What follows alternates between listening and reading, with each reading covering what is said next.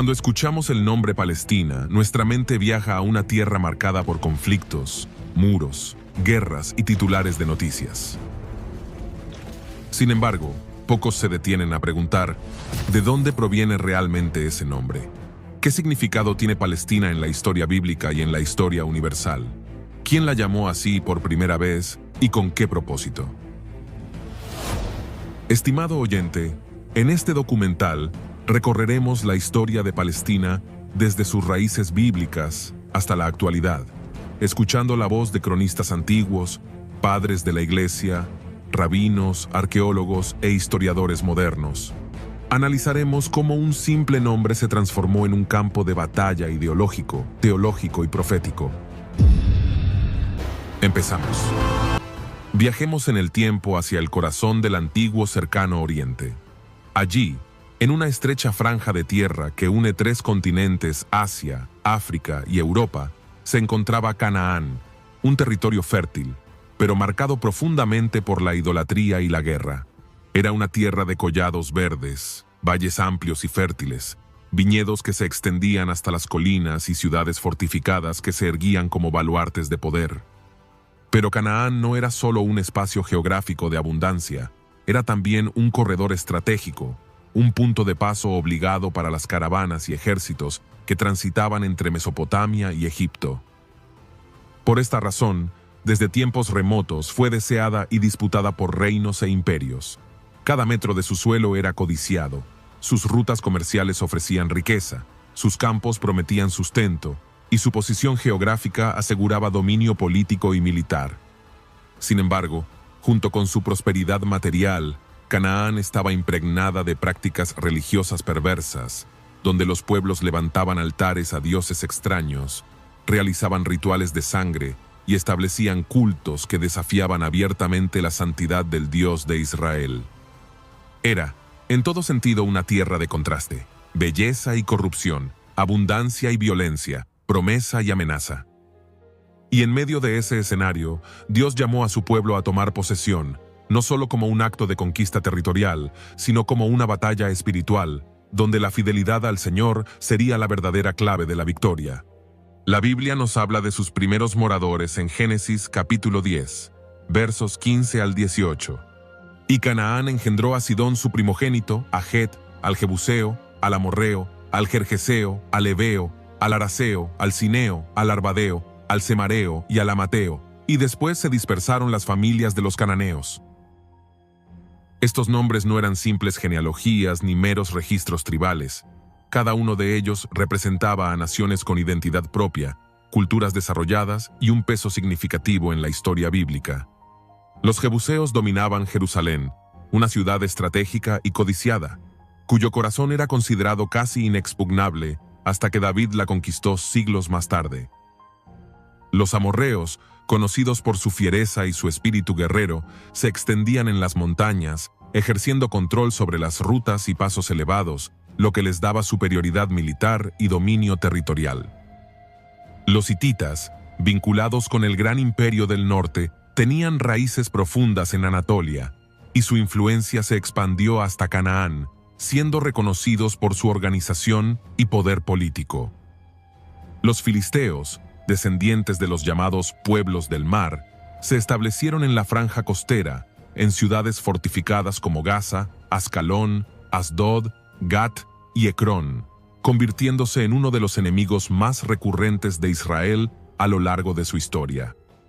Cada uno de estos pueblos no solo ocupaba tierras, sino que levantaba altares paganos, invocaba dioses extraños y formaba ejércitos poderosos. Su presencia no representaba simplemente un desafío militar, sino una amenaza espiritual constante, pues su idolatría buscaba infiltrarse en medio del pueblo de Dios. Por eso, los nombres mencionados en la Escritura no son adornos literarios, sino recordatorios de los gigantes que Israel debía enfrentar, no solo con armas humanas, sino con la fidelidad al Dios verdadero. La arqueología nos ha permitido entender mejor cómo era esa tierra. En las excavaciones de Ugarit se hallaron tablillas con textos religiosos cananeos. Allí aparecen divinidades como Baal, Astarte y Moloch, a quienes se rendía culto con sacrificios, incluso de niños. El arqueólogo William Foxwell Albright afirmó que la religión cananea era una de las más inmorales y crueles de toda la antigüedad. Y la Biblia lo confirma en Levítico capítulo 18, versos 24 al 25. No os contaminéis en ninguna de estas cosas, porque en todas estas cosas se han corrompido las naciones que yo echo de delante de vosotros. Y la tierra fue contaminada, y yo visité su maldad sobre ella, y la tierra vomitó a sus moradores. Así entendemos que Canaán no era solo un campo de cultivo fértil, sino también un campo de batalla espiritual. Fue precisamente en este escenario que Dios llamó a Abraham desde Ur de los Caldeos. En Génesis capítulo 12, versos 1 al 2, le dijo: «Vete de tu tierra y de tu parentela y de la casa de tu padre, a la tierra que te mostraré, y haré de ti una nación grande, y te bendeciré, y engrandeceré tu nombre, y serás bendición». Ese a la tierra que te mostraré no era otro lugar que Canaán, y aquí ocurre algo extraordinario. Mientras los pueblos cananeos la veían como un espacio geográfico para sus dioses falsos, Dios la veía como el escenario de su pacto eterno. El pacto fue confirmado en Génesis capítulo 15, verso 18. En aquel día hizo Jehová un pacto con Abraham, diciendo: «A tu descendencia daré esta tierra, desde el río de Egipto hasta el río grande, el río Éufrates».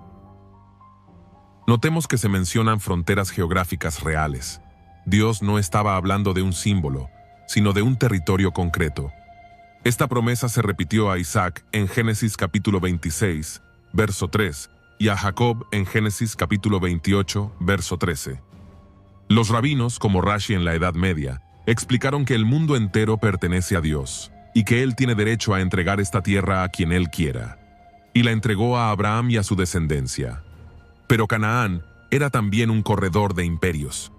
Por allí pasaban las caravanas de incienso desde Arabia, los ejércitos egipcios marchando al norte, y los reyes mesopotámicos avanzando al sur.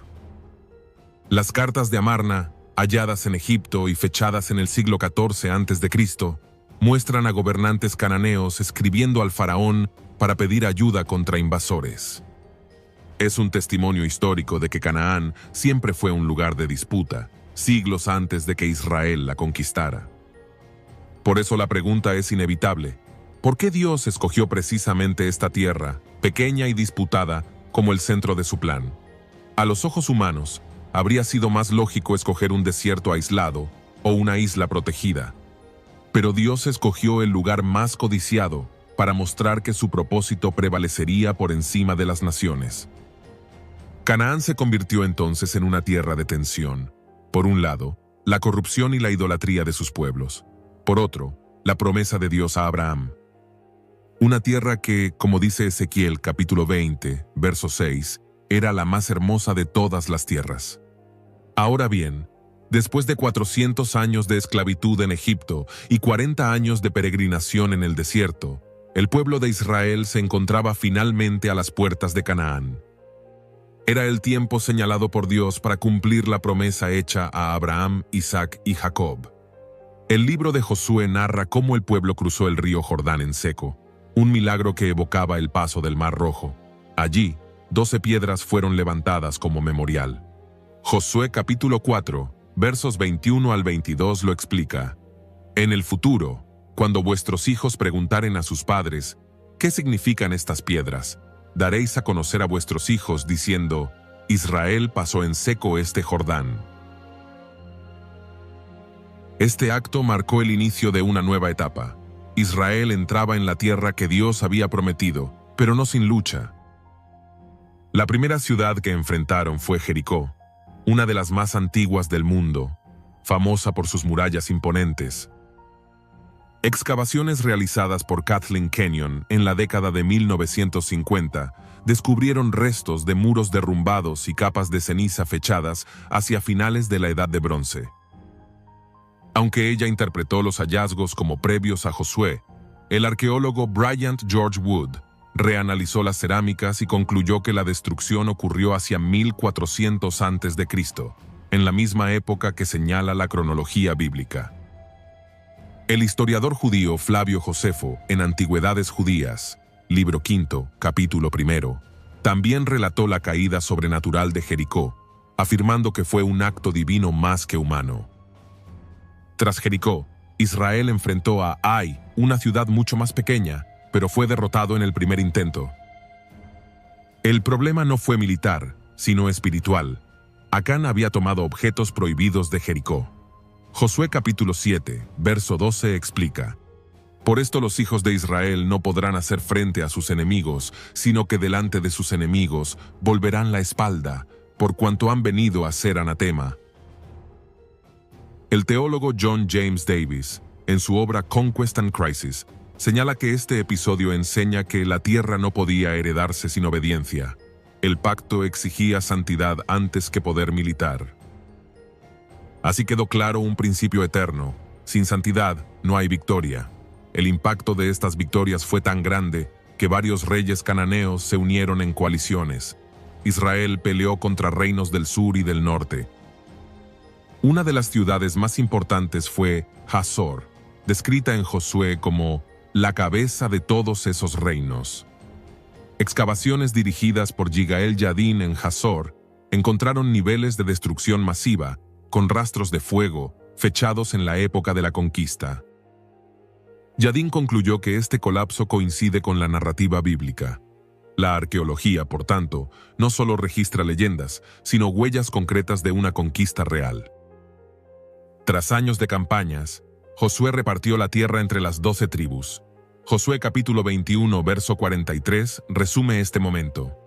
De esta manera dio Jehová a Israel toda la tierra que había jurado dar a sus padres, y la poseyeron y habitaron en ella. Cada tribu recibió su porción: Judá en el sur, Efraín y Manasés en el centro, Dan en la costa, Neftalí y Aser en el norte. La geografía de Israel quedó configurada sobre la base de la promesa divina. El comentarista Richard Hess subraya que este versículo es clave. Marca el cumplimiento del pacto, donde la fidelidad de Dios queda confirmada en la historia misma. La conquista no fue simplemente un cambio político, fue un acto de juicio contra los cananeos y un testimonio de la soberanía de Dios. El Salmo 24, verso 1 lo declara: De Jehová es la tierra y su plenitud, el mundo y los que en él habitan. El teólogo Merrill Frederick Unger resumió: La entrada de Israel en Canaán fue al mismo tiempo el cumplimiento de la promesa a Abraham y la ejecución del juicio divino sobre una cultura corrupta. Así quedó establecido que la tierra no pertenecía a Israel por poder humano, sino porque Dios se complació en entregársela. Ahora bien, tras la conquista de Josué, la tierra fue repartida, pero no todas las ciudades quedaron bajo control pleno de Israel. Una de ellas fue Jerusalén, que permaneció bajo dominio de los jebuseos hasta tiempos del rey David. En 2 de Samuel capítulo 5, versos 6 al 7, se relata la conquista. Entonces marchó el rey con sus hombres a Jerusalén contra los jebuseos que moraban en aquella tierra, los cuales hablaron a David diciendo: Tú no entrarás acá, pues aún los ciegos y los cojos te echarán. Queriendo decir, David no puede entrar acá. Pero David tomó la fortaleza de Sión, la cual es la ciudad de David. Con este acto, Jerusalén dejó de ser una fortaleza enemiga y se convirtió en la capital de Israel, conocida como la ciudad de David. El historiador Flavio Josefo, en Antigüedades Judías, libro séptimo, capítulo 3, confirma que David escogió Jerusalén no solo por su posición estratégica en las montañas, sino porque estaba en un punto neutral entre las tribus del norte y del sur, unificándolas bajo un solo reino. Uno de los momentos más trascendentales fue el traslado del Arca del Pacto a Jerusalén. Este acontecimiento transformó a la ciudad en el centro espiritual de Israel. El teólogo Walter Brueggemann comenta que, con este acto, David aseguró la centralidad de Jerusalén no solo como capital política, sino como capital religiosa, donde la presencia de Dios se establecía en medio de su pueblo. El reinado de Salomón, hijo de David, marcó la época de mayor esplendor de Israel. Bajo su gobierno se construyó el Templo de Jerusalén, descrito detalladamente en Primera de Reyes capítulos 6 y 7. El templo no era un edificio común, era la manifestación arquitectónica del pacto. Salomón oró en su dedicación en Primera de Reyes, capítulo 8, verso 27. ¿Pero es verdad que Dios habitará sobre la tierra? He aquí que los cielos de los cielos, no te pueden contener, cuanto menos esta casa que yo he edificado. La arqueología ha confirmado la existencia de un reino poderoso en tiempos de David y Salomón. Excavaciones en la ciudad de David en Jerusalén, dirigidas por la arqueóloga Eilat Mazar, descubrieron estructuras monumentales que, según ella, podrían corresponder al palacio real de David, lo que respalda el relato bíblico de una monarquía fuerte y organizada. El historiador británico Kenneth Kitchen, en su obra On the Reliability of the Old Testament, señala que la descripción de la administración de Salomón concuerda con los modelos de reinos contemporáneos del cercano Oriente, demostrando la historicidad del relato. Los salmos celebraban a Jerusalén como el lugar escogido por Dios. Salmos 48, verso 2 dice: Hermosa provincia, el gozo de toda la tierra, es el monte de Sión, a los lados del norte, la ciudad del gran rey. Para los israelitas, la tierra ya no era solo Canaán, ni una suma de territorios tribales. Jerusalén se convirtió en el símbolo del pacto, en el corazón del pueblo de Dios. El padre de la iglesia, Eusebio de Cesarea, llamó a Jerusalén el ombligo del mundo, porque desde allí se irradiaba la presencia divina hacia todas las naciones. Ahora bien, después de la muerte de Salomón, el reino se dividió en dos: Israel, al norte, con capital en Samaria, y Judá, al sur, con capital en Jerusalén. El norte, compuesto por 10 tribus, cayó primero. Su historia estuvo marcada por reyes idólatras y altares dedicados a Baal. Finalmente, en el año 722 a.C., el imperio asirio, bajo el rey Salmanasar V y luego Sargón II, destruyó Samaria. En Segunda de Reyes, capítulo 17, verso 6, lo registra. En el año 9 de Oseas, el rey de Asiria tomó Samaria y llevó a Israel cautivo a Asiria, y los puso en Jalá, en Jabor junto al río Gozán, y en las ciudades de los medos. Los asirios tenían una política de deportaciones masivas, mezclaron pueblos y así surgió la población samaritana, una mezcla entre israelitas y extranjeros. El historiador judío Flavio Josefo, en Antigüedades Judías, libro 9, capítulo 14, confirma esta práctica asiria de desplazamientos forzados. Judá resistió más tiempo gracias a reyes como Ezequías y Josías, que impulsaron reformas espirituales. Sin embargo, los pecados se acumularon. El profeta Jeremías clamaba en las calles de Jerusalén: «Porque dos males han hecho mi pueblo, me dejaron a mí, fuente de agua viva, y cavaron para sí cisternas rotas que no retienen agua». Finalmente, el imperio babilónico bajo Nabucodonosor II atacó Jerusalén. Tras varios asedios, en el año 586 a.C., el templo de Salomón fue destruido y la ciudad arrasada. En Segunda de Reyes, capítulo 25, verso 9 relata: «Y quemó la casa de Jehová, y la casa del rey, y todas las casas de Jerusalén, y destruyó con fuego toda casa grande». Este evento fue uno de los momentos más dolorosos de la historia judía. El historiador babilonio Beroso, citado por Josefo en Contra Apión, libro 1, capítulo 19, confirma la campaña de Nabucodonosor y el exilio de los judíos a Babilonia. Los profetas no interpretaron el exilio como un fracaso político, sino como una disciplina divina. El teólogo Walter Brueggemann afirma que el exilio fue la experiencia más profunda de pérdida y desarraigo, pero también el lugar donde Israel descubrió que su Dios no estaba atado a un territorio.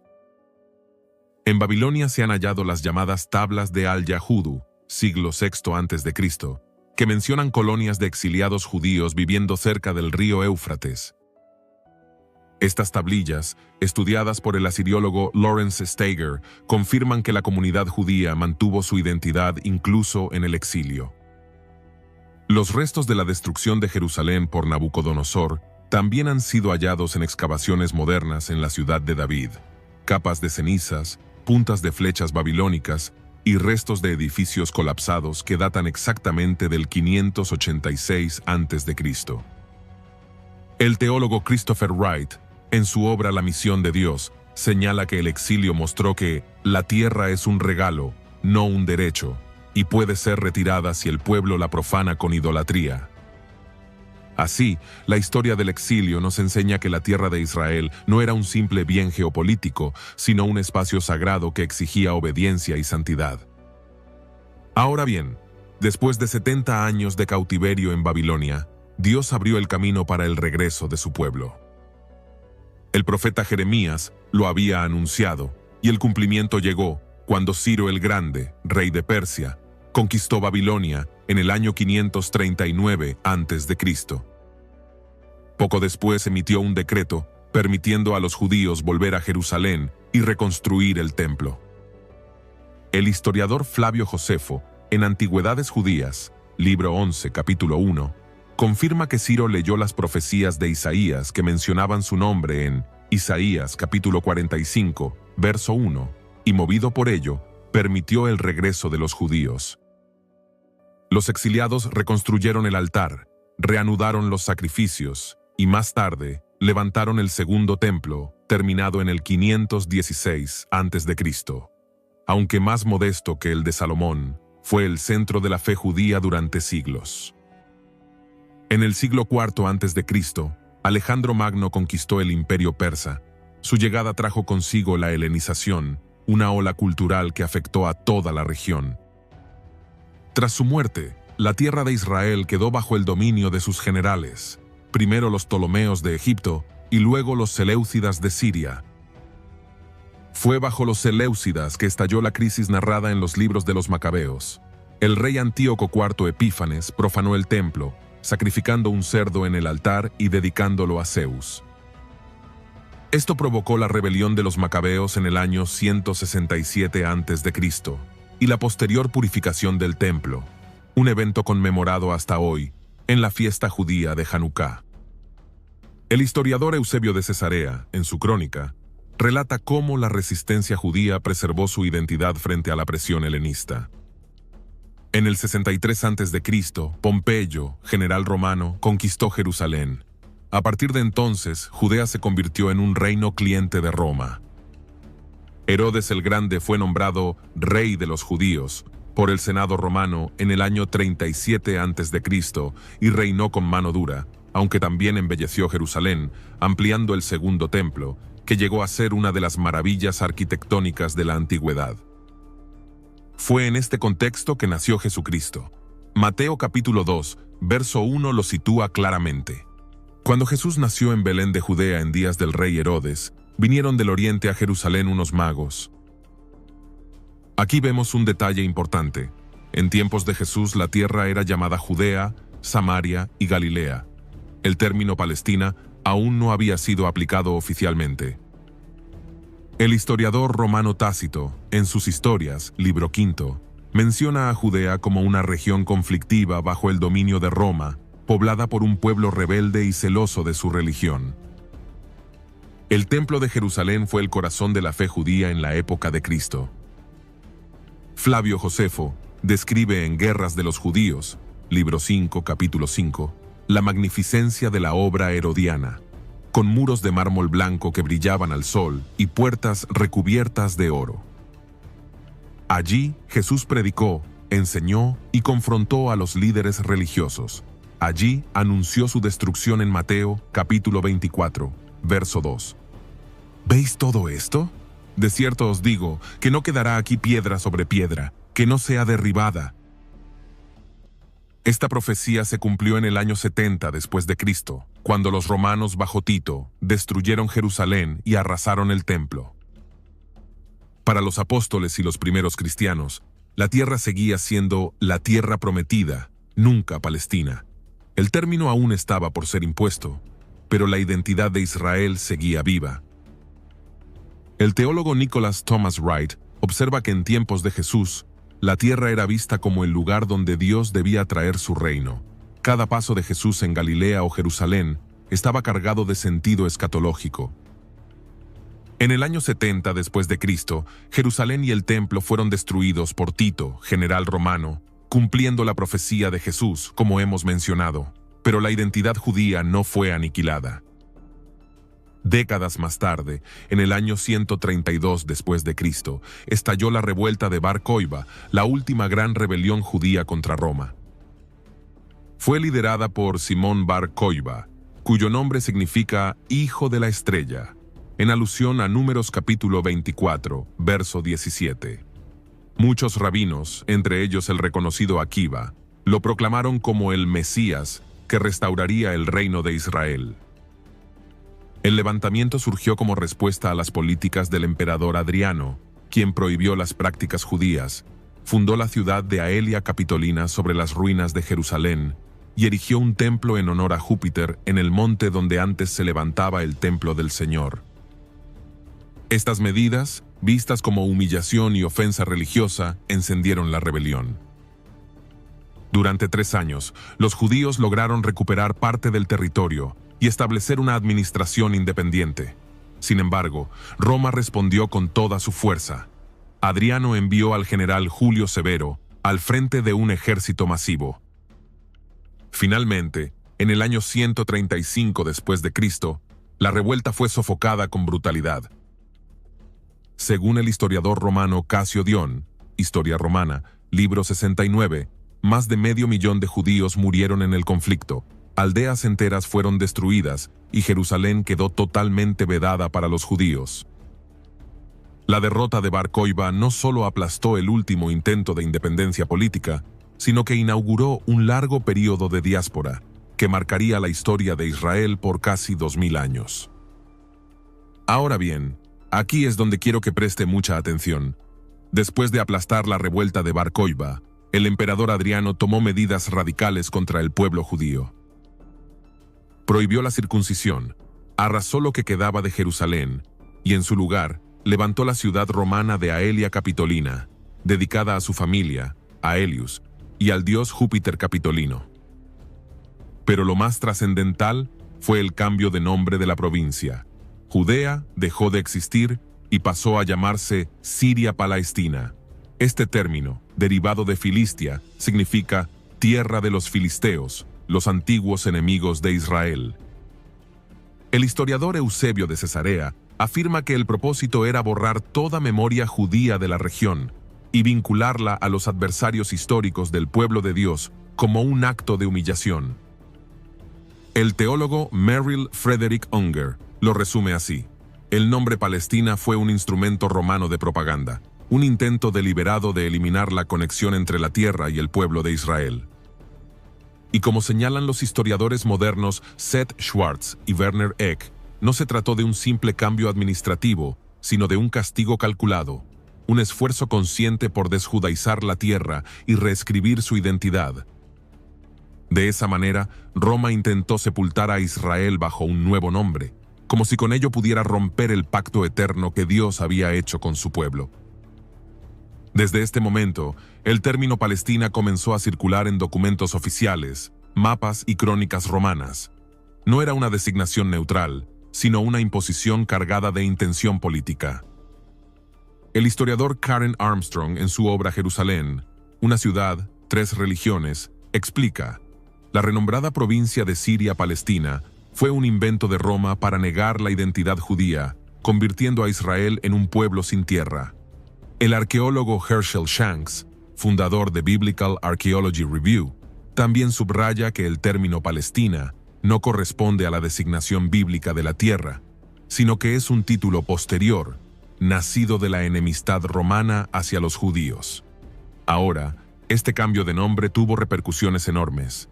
Primero, la diáspora judía se intensificó. Los sobrevivientes fueron expulsados, vendidos como esclavos o esparcidos por el imperio. Segundo, Jerusalén quedó vedada a los judíos.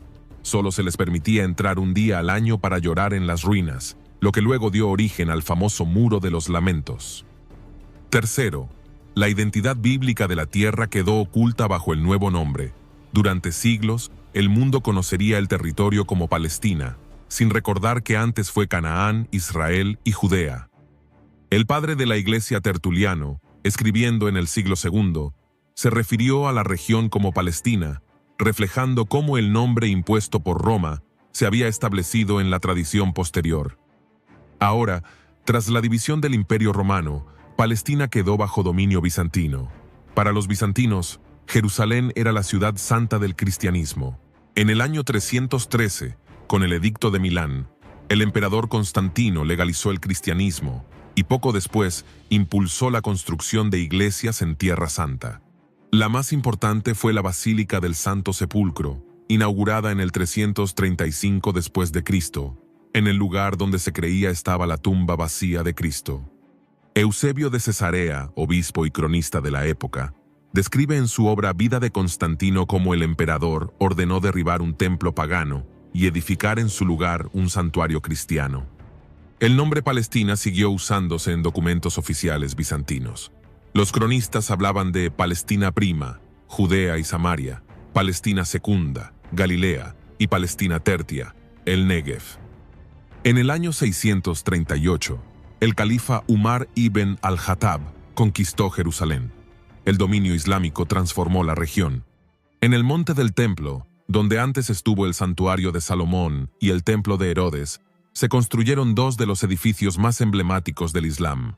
Primero, la cúpula de la roca, en el año 691 después de Cristo, erigida por el califa Abd al-Malik, en el lugar donde la tradición islámica afirma que Mahoma ascendió al cielo. Segundo, la mezquita de Al-Aqsa, que convirtió a Jerusalén en la tercera ciudad santa del Islam, después de la Meca y Medina.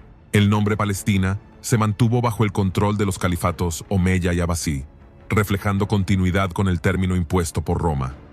El historiador árabe Al-Muqaddasi, nacido en Jerusalén en el siglo X, escribió en su obra Ahsan al-Taqasim: la tierra de Palestina es la más gloriosa de todas las tierras, el centro del mundo y el lugar de los profetas. En el siglo XI, las cruzadas cristianas transformaron la región en escenario de guerras sangrientas. En 1099, los cruzados europeos tomaron Jerusalén y fundaron el Reino Latino de Jerusalén. Para ellos, Palestina era la Tierra Santa, el lugar donde Cristo había vivido y donde se debía recuperar la fe. El cronista cruzado Guillermo de Tiro describe en su Historia de los Hechos en ultramar las batallas y la devoción de los peregrinos. Sin embargo, también registra la brutalidad. En la conquista de Jerusalén, miles de musulmanes y judíos fueron masacrados. El dominio cruzado fue efímero. En 1187, Saladino, líder musulmán kurdo, reconquistó Jerusalén tras la batalla de Hattin. Desde entonces, la región volvió a estar en manos islámicas, aunque siempre codiciada por las potencias cristianas. Durante este periodo, Palestina ya era más que un territorio. Se había convertido en un símbolo espiritual global.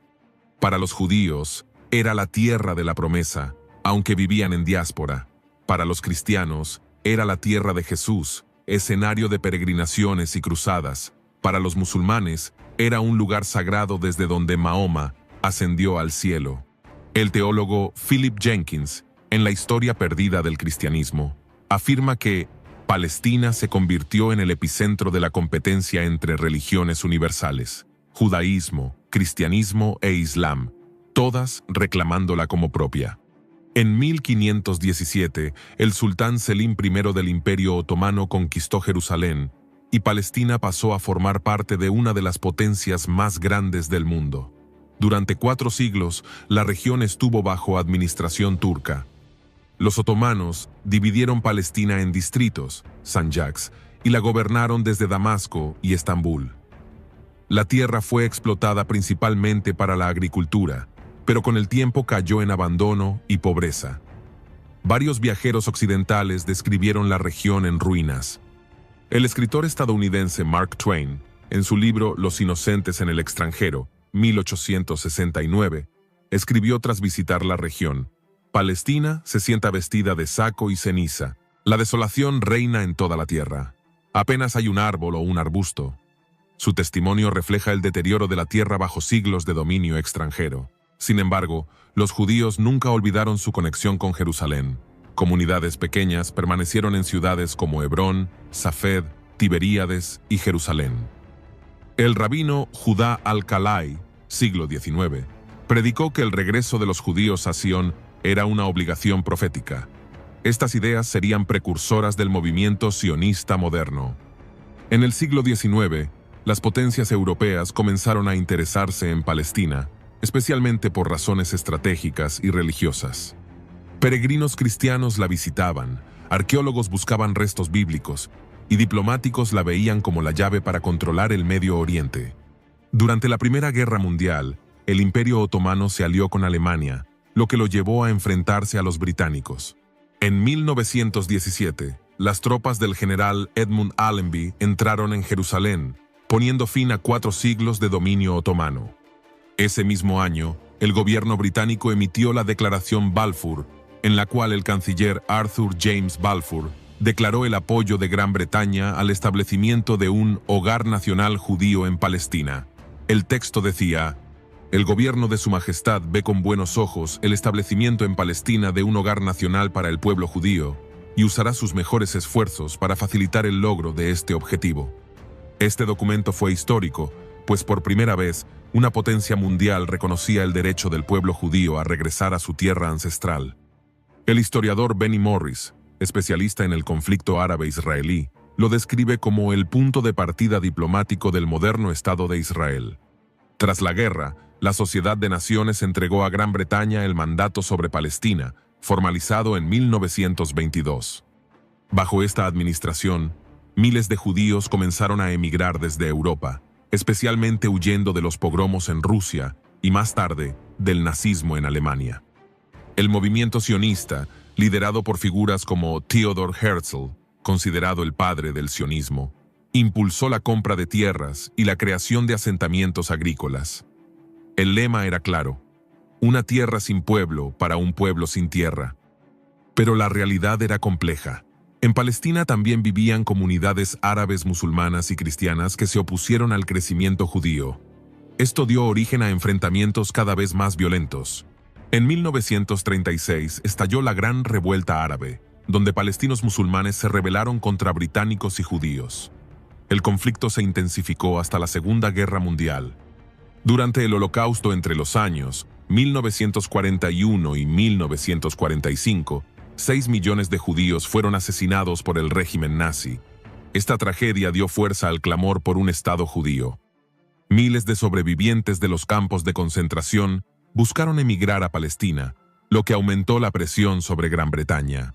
El periodista y político Winston Churchill había dicho años antes: "No hay una relación más indiscutible en la historia que la conexión de los judíos con Palestina". Tras el Holocausto, esta verdad se volvió aún más evidente. Ahora bien, ante la creciente violencia entre árabes y judíos, Gran Bretaña decidió entregar el problema a la recién creada Organización de las Naciones Unidas. En 1947, la ONU propuso un plan de partición: dividir Palestina en un estado judío y otro árabe, con Jerusalén como ciudad internacional. Los judíos aceptaron el plan, los árabes lo rechazaron. El 14 de mayo de 1948, en Tel Aviv, David Ben-Gurión proclamó oficialmente la independencia del Estado de Israel, cumpliendo el sueño de generaciones judías de regresar a la tierra prometida. El acto se realizó pocas horas antes de que terminara el mandato británico. El documento de independencia declaró: "Por derecho natural e histórico, y en virtud de la resolución de las Naciones Unidas, nosotros proclamamos la creación del Estado judío en la tierra de Israel, que será conocido como el Estado de Israel".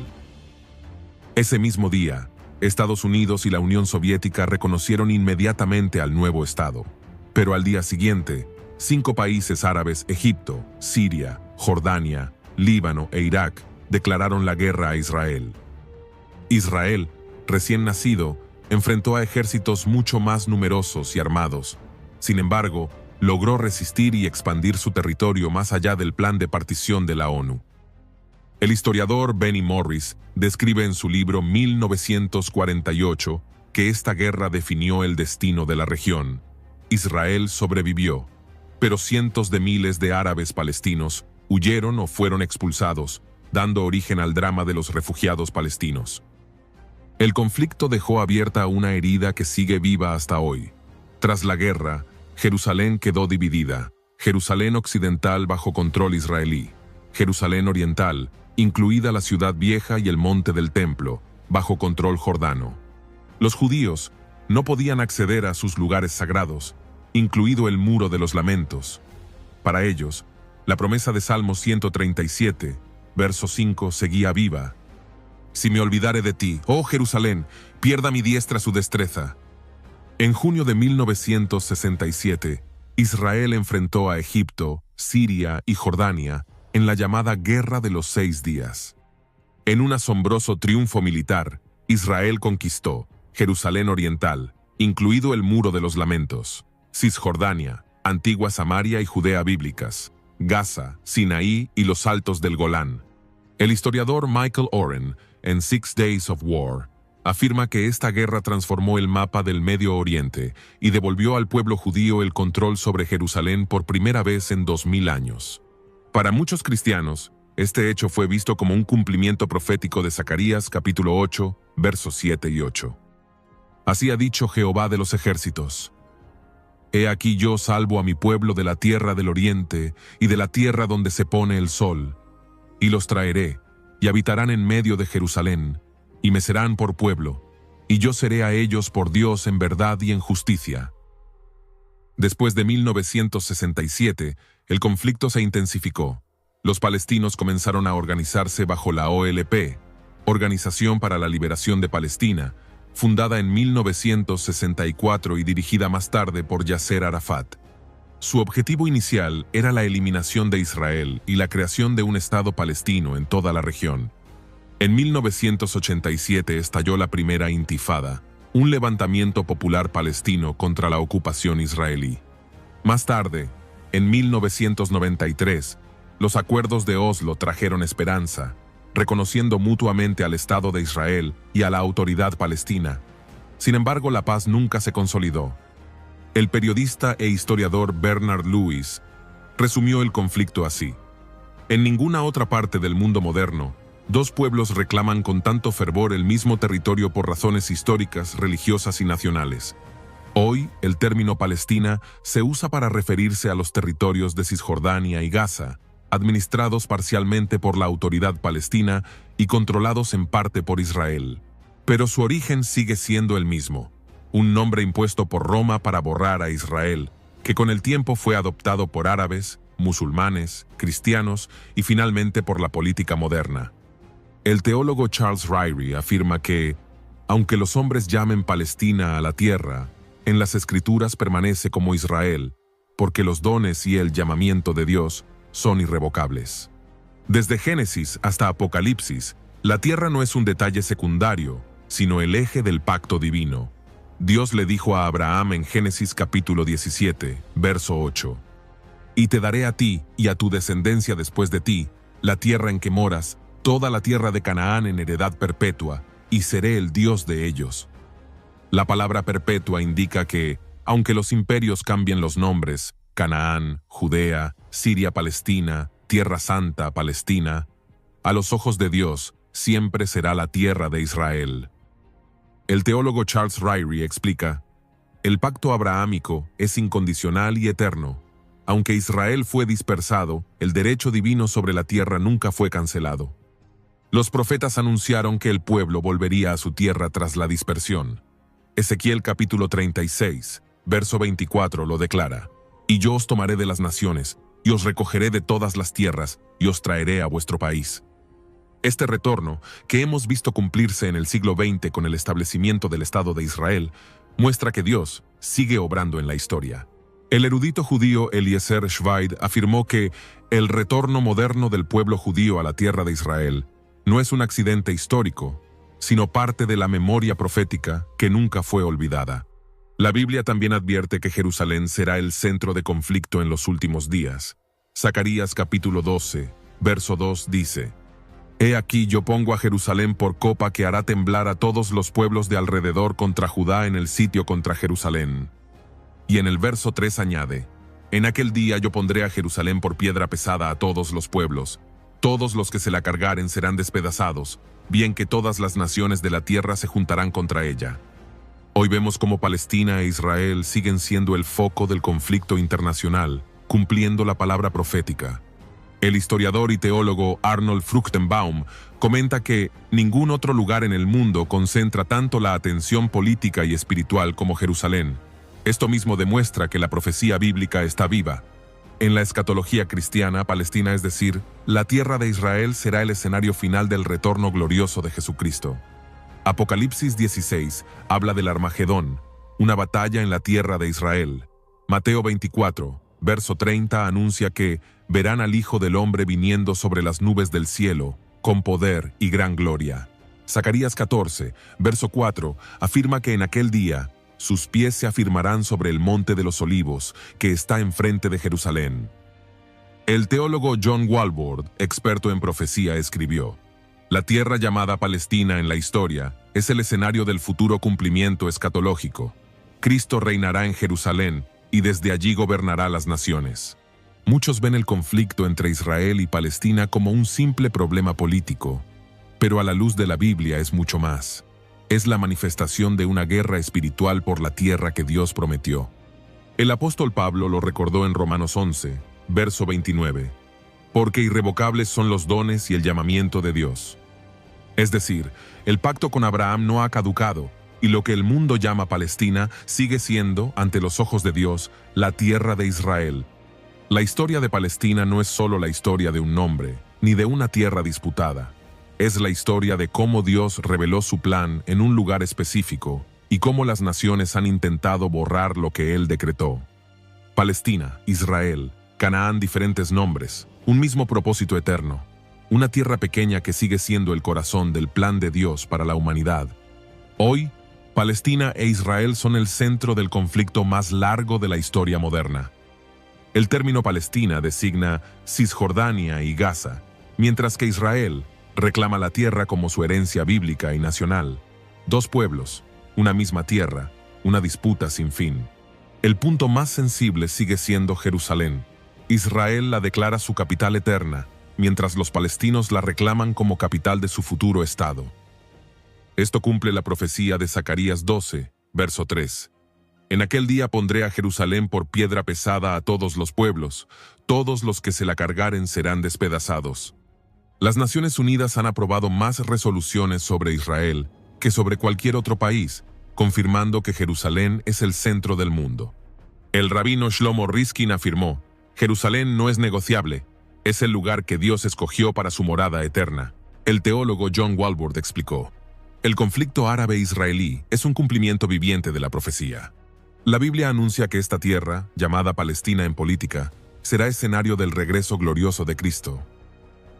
Así llegamos al final de este video. Gracias de corazón por quedarte hasta el final y ser parte de este momento de verdad y reflexión. Si este mensaje habló a tu vida, te invito a que le des me gusta, te suscribas y lo compartas con alguien que lo necesite, porque cada clic, cada vez que compartes, estás ayudando a que la palabra llegue más lejos y toque más corazones. Nos reencontramos en el próximo video con un nuevo mensaje del cielo para tu alma. Hasta entonces, que la gracia y la paz de Dios te acompañen cada día. Dios te bendiga abundantemente.